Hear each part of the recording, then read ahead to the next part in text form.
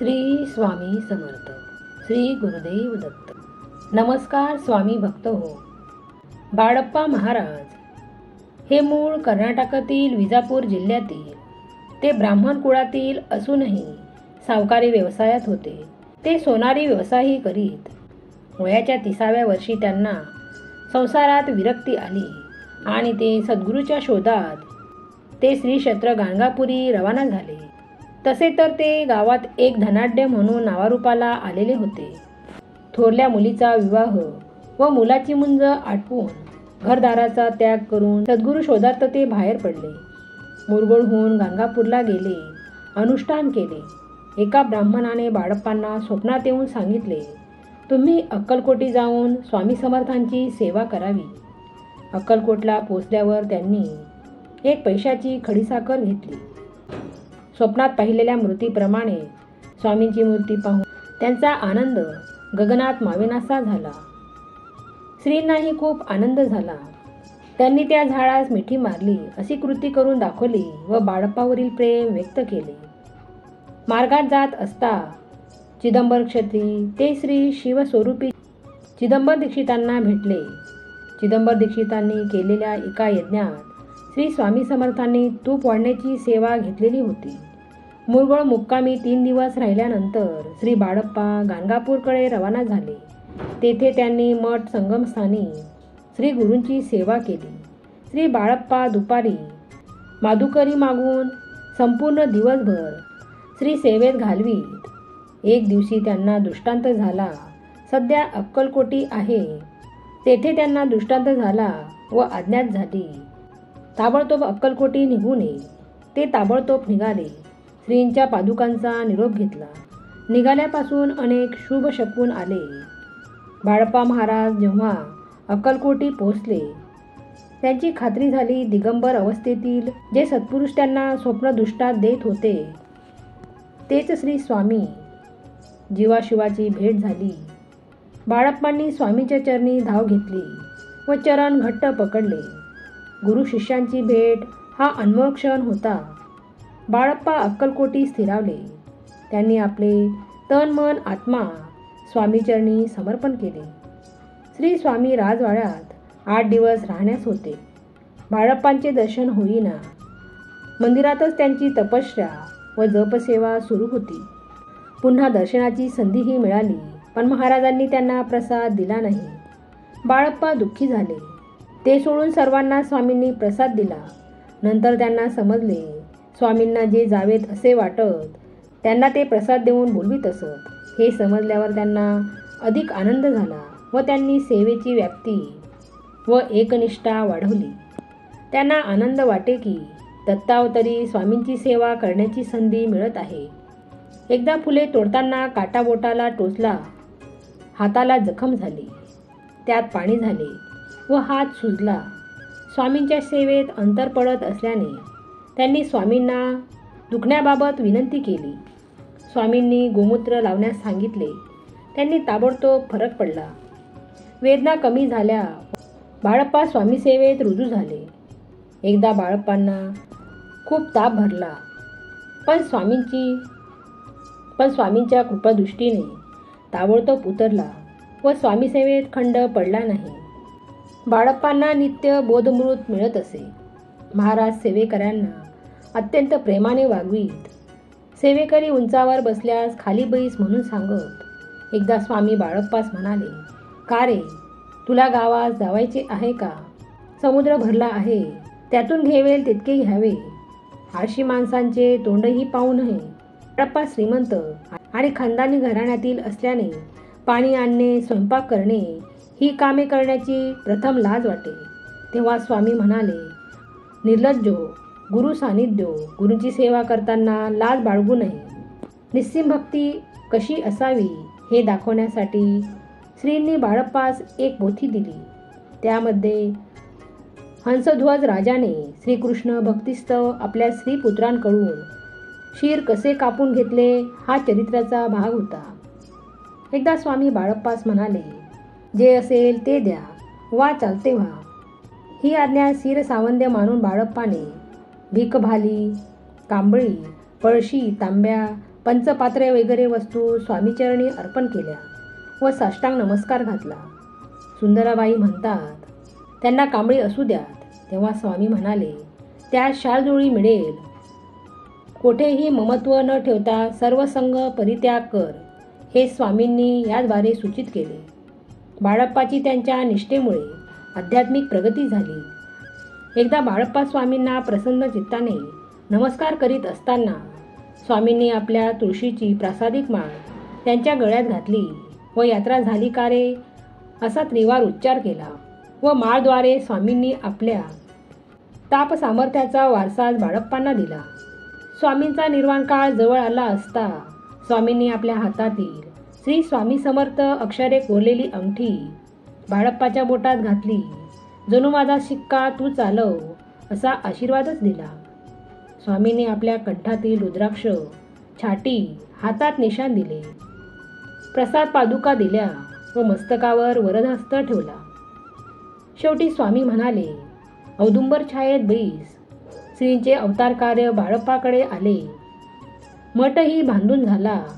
बाळप्पांनी श्री स्वामी समर्थ ब्रह्मानंद स्वामी महाराज हे नाव धारण करून चातुर्थाश्रम स्वीकारला. स्वामींच्या चरणी मिळालेल्या मौल्यवान गोष्टी व स्टोअरची जबाबदारी बाळप्पाचे शिरावर होती. ते ती अत्यंत काटेकोरपणे सांभाळीत होते.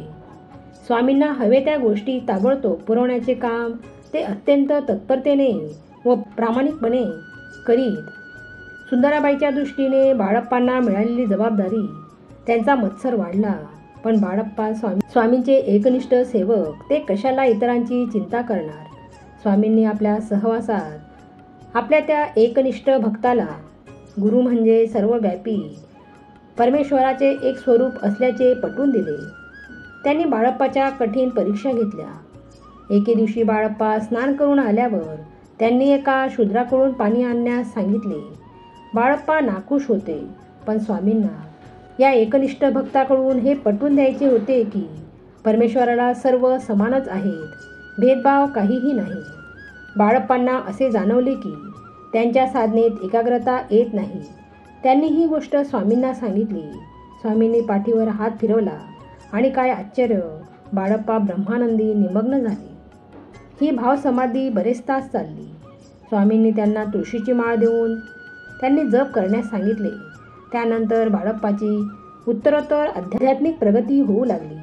स्वामींना एकदा त्यांच्या नाव असलेली एक अंगठी बाळप्पांना भेट दिली व म्हणाले, साधनेत निमग्न रहा, माझे आशीर्वाद सदैव तुझ्या पाठीशी आहे.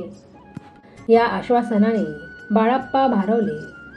आनंद अश्रूंनी श्री स्वामींच्या चरणावर अश्रूंचा अभिषेक झाला. त्यांनी बाळप्पाला आशीर्वादाबरोबर आपली कफनी, पादुका, दंड व निशाण दिले व औदुंबराखाली स्वतंत्र मठ स्थापनेची आज्ञा केली. हाच बाळप्पा मठ किंवा गुरुमंदिर नावाने प्रसिद्ध आहे.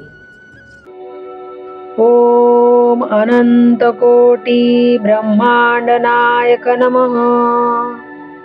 ओम अनंत कोटी ब्रह्मांड नायकाय नमः. ओम अनंत कोटी ब्रह्मांड नायकाय नमः. ओम अनंत कोटी ब्रह्मांड नायकाय नमः. ओम अनंत कोटी ब्रह्मांड नायकाय नमः. ओम अनंत कोटी ब्रह्मांड नायकाय नमः. ओम अनंत कोटी ब्रह्मांड नायक नमः. ओम अनंत कोटी ब्रह्मांड नायकाय नमः.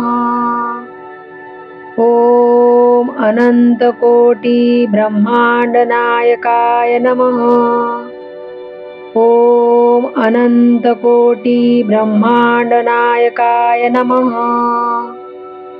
ओम अनंत कोटी ब्रह्मांड नायकाय नमः. ओम अनंत कोटी ब्रह्मांड नायकाय नमः. ओम अनंत कोटी ब्रह्मांड नायक नमः. ॐ अनन्तकोटि ब्रह्माण्डनायकाय नमः। ॐ अनन्तकोटि ब्रह्माण्डनायकाय नमः। ॐ अनन्तकोटि ब्रह्माण्डनायकाय नमः। ॐ अनन्तकोटि ब्रह्माण्डनायकाय नमः। ॐ अनन्तकोटि ब्रह्माण्डनायकाय नमः। ॐ अनन्तकोटि ब्रह्माण्डनायक नमः। ॐ अनन्तकोटि ब्रह्माण्डनायकाय नमः। ॐ अनन्तकोटि ब्रह्माण्डनायकाय नमः। ॐ अनन्तकोटि ब्रह्माण्डनायकाय नमः। ॐ अनन्तकोटि ब्रह्माण्डनायकाय नमः। ॐ अनन्तकोटि ब्रह्माण्डनायकाय नमः। ॐ अनन्तकोटि ब्रह्माण्डनायक नमः। ॐ अनन्तकोटि ब्रह्माण्डनायकाय नमः। ॐ अनन्तकोटि ब्रह्माण्डनायकाय नमः। ॐ अनन्तकोटि ब्रह्माण्डनायकाय नमः। ॐ अनन्तकोटि ब्रह्माण्डनायकाय नमः। ॐ अनन्तकोटि ब्रह्माण्डनायकाय नमः। ॐ अनन्तकोटि ब्रह्माण्डनायक नमः। ॐ अनन्तकोटि ब्रह्माण्डनायकाय नमः। ॐ अनन्तकोटि ब्रह्माण्डनायकाय नमः। ॐ अनन्तकोटि ब्रह्माण्डनायकाय नमः। ॐ अनन्तकोटि ब्रह्माण्डनायकाय नमः। ॐ अनन्तकोटि ब्रह्माण्डनायकाय नमः। ॐ अनन्तकोटि ब्रह्माण्डनायक नमः। ॐ अनन्तकोटि ब्रह्माण्डनायकाय नमः। ॐ अनन्तकोटि ब्रह्माण्डनायकाय नमः। ॐ अनन्तकोटि ब्रह्माण्डनायकाय नमः। ॐ अनन्तकोटि ब्रह्माण्डनायकाय नमः। ॐ अनन्तकोटि ब्रह्माण्डनायकाय नमः। ॐ अनन्तकोटि ब्रह्माण्डनायक नमः। ॐ अनन्तकोटि ब्रह्माण्डनायकाय नमः। ॐ अनन्तकोटि ब्रह्माण्डनायकाय नमः। ॐ अनन्तकोटि ब्रह्माण्डनायकाय नमः। ॐ अनन्तकोटि ब्रह्माण्डनायकाय नमः।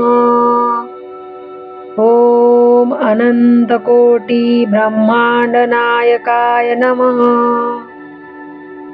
ॐ अनन्तकोटि ब्रह्माण्डनायक नमः। ॐ अनन्तकोटि ब्रह्माण्डनायकाय नमः। ॐ अनन्तकोटि ब्रह्माण्डनायकाय नमः। ॐ अनन्तकोटि ब्रह्माण्डनायकाय नमः। ॐ अनन्तकोटि ब्रह्माण्डनायकाय नमः। ॐ अनन्तकोटि ब्रह्माण्डनायकाय नमः। ओम अनंतकोटी ब्रह्मांड नायक नमः।